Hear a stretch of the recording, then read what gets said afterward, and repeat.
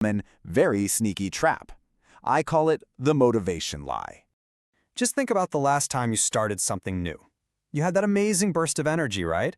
Maybe it was finally deciding you were going to hit the gym and get in shape. Or maybe you were going to learn a new skill like trading. Or, finally build that online business you've been dreaming about. You start out with a full tank of gas. But then, what happens? It's always the same pattern, isn't it? Day 1, you are on fire, full of energy. By day 3, you're feeling a little lazy. Maybe you tell yourself, I'll just skip today. And then by day 5, for so many of us, the whole thing has just stopped. That initial fire has completely gone. Does any of that sound familiar? Yeah, I thought so. It's this super frustrating cycle, and it makes you feel like you failed, when the reality is you just trusted the wrong fuel source to get you there. So what's the fix? How do we finally break out of this pattern? Well, it's all about understanding this huge game-changing difference that discipline makes. And that brings us to a pretty bold statement. Motivation is a lie. Now hold on. The point isn't that motivation is totally useless. It's just that it's completely unreliable. It's a feeling, right? It's an emotion. And just like any other emotion, it comes and it goes. Think about it like this, okay? Motivation is a spark. It comes and goes. But discipline, that stays. Motivation is this totally unreliable feeling, while discipline is a reliable system that you build for yourself. When we're running on motivation, we're just chasing what feels good in the moment. Discipline is about doing what actually works, especially on those days when you really don't feel like it. And this is so crucial. Success isn't built on a couple of massive, heroic moments. No way. It's built like a brick wall, one small brick at a time. It's about the small, simple things you do every single day, consistently, without fail. But look, if discipline and doing the small things every day is the answer, what's the thing that's actively fighting against us?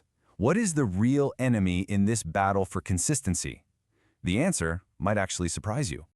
This is a huge mental shift. The thing that gets in our way the most isn't the fear of failing, it's the constant, non-stop, 24/7 pull of distraction that just eats away at our focus. And its main weapons?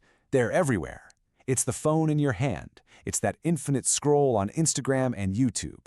Our brains are literally wired to want new, easy things, and these apps are designed to give us that quick hit. We tell ourselves, I'm just relaxing, but what we're actually doing is training our brains to pick cheap, easy entertainment over the deep, satisfying feeling of focused work. Okay, so that's the problem. How do we fight back? How do we actually start to reclaim our focus? Let's try a really simple but powerful experiment. I call it the 1-hour challenge. That's it.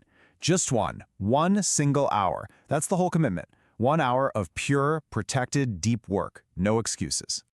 And the rules are so simple. Step 1, you just sit down to do the work. Step 2, and this is the big one. This is the most important part. No phone. I don't mean it on your desk face down. I mean put it in another room. Seriously. And step 3, no other distractions. Close all those extra tabs, turn off the notifications. Just you and the work. And the result of doing this is absolutely mind-blowing. You will get more done in 1 hour of pure, uninterrupted focus than most people get done in an entire day of being pulled in a million different directions. I mean, just imagine what you could do with that kind of productivity. So this brings us to the final, most important point. We've gone through this whole journey, right? We see that the problem isn't talent, it's consistency. We've called out motivation for what it is, unreliable, and we've identified the real enemy, distraction.